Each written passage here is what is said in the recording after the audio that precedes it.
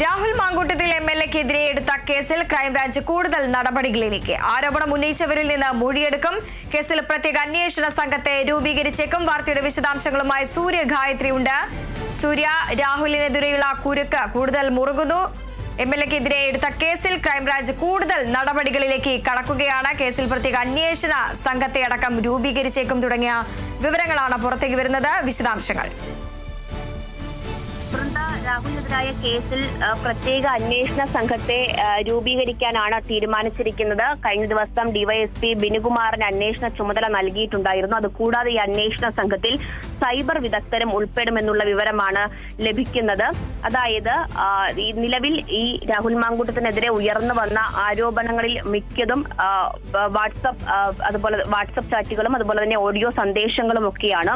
അതുകൊണ്ട് സൈബർ വിദഗ്ധരടങ്ങുന്ന സംഘമായിരിക്കും ഈ വിഷയം സംബന്ധിച്ച് കൃത്യമായിട്ട് അന്വേഷണം നടത്തുക. അതായത് വിപുലമായ അന്വേഷണം തന്നെ രാഹുൽ മാങ്കൂട്ടത്തിനെതിരെ ഉയർന്നു വന്ന ആരോപണങ്ങളിൽ നടത്താനുള്ള തീരുമാനമാണ് പോലീസ് ഇപ്പോൾ എടുത്തിരിക്കുന്നത് എന്നുള്ളതാണ് മനസ്സിലാക്കുന്നത്.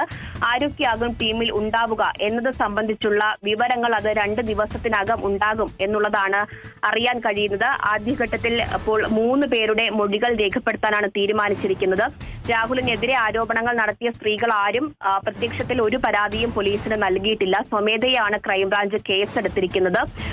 അതല്ലാതെ ഈ ആരോപണങ്ങൾ കേട്ടറിഞ്ഞവരും വനിതാ കമ്മീഷനും അതുപോലെ തന്നെ ബാലാവകാശ കമ്മീഷനും ഒക്കെയാണ് പോലീസിലും മുഖ്യമന്ത്രിക്കൊക്കെ പരാതി നൽകിയിരിക്കുന്നത്. അതുകൊണ്ട് തന്നെ ആരോപണം ഉയർത്തിയവരുടെ മൊഴി രേഖപ്പെടുത്തേണ്ടതായിട്ടുണ്ട്. എന്നാൽ മാത്രമേ ഈ കേസുമായി ബന്ധപ്പെട്ട് മുന്നോട്ട് അന്വേഷണ സംഘത്തിന് പോകാൻ കഴിയുകയുള്ളൂ. അതുകൊണ്ട് തന്നെ ആരോപണം ഉയർത്തിയ 3 പേരുടെ മൊഴികൾ ഈ അന്വേഷണവുമായി ബന്ധപ്പെട്ട് ആദ്യ ഘട്ടത്തിൽ രേഖപ്പെടുത്താനാണ് തീരുമാനിച്ചിരിക്കുന്നത്.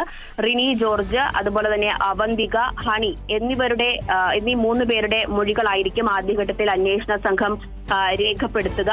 അതിനുശേഷം ആയിരിക്കും തുടർ നടപടികളിലേക്ക് നീങ്ങുക എന്നുള്ളതാണ് മനസ്സിലാക്കാൻ സാധിക്കുന്നത്. എന്തായാലും ഇപ്പോൾ നിലവിൽ ഈ പറഞ്ഞിരിക്കുന്ന റിനു അതുപോലെ തന്നെ അവന്തിക, ഹണി ഒന്നും തന്നെ പോലീസിൽ രാഹുലിനെതിരെ പരാതികളൊന്നും നൽകിയിട്ടില്ല. അവർ ആരോപണം ഉയർത്തി അതുപോലെ തന്നെ ചില ഓഡിയോ സന്ദേശങ്ങളും വാട്സപ്പ് സന്ദേശങ്ങളും ഒക്കെയാണ് പുറത്തു വന്നിട്ടുണ്ടായിരുന്നത്.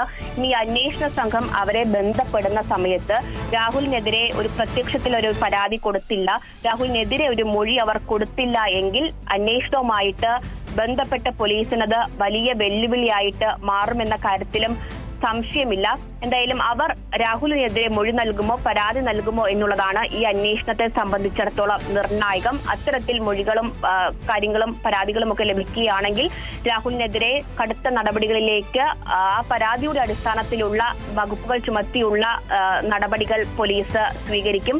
രാഹുലിന്റെ അടക്കം മൊഴികൾ കേസുമായി ബന്ധപ്പെട്ട് രേഖപ്പെടുത്തേണ്ടതായിട്ടുണ്ട് എന്നുള്ളതാണ്. എന്തായാലും ഒരു പരാതി ലഭിച്ചില്ല എങ്കിൽ കൂടിയും രാഹുൽ വിഷയത്തിൽ ശക്തമായിട്ട് ഒരു വിപുലമായിട്ടുള്ള അന്വേഷണം നടത്താൻ തന്നെയാണ് പോലീസ് ഇപ്പോൾ തീരുമാനിച്ചിരിക്കുന്നത്. അതുമായി ബന്ധപ്പെട്ടുള്ള ആദ്യഘട്ട നടപടികൾ അത് പോലീസ് ആരംഭിച്ചിട്ടുമുണ്ട്. ശരി, വ്യക്തമാണ് സൂര്യ.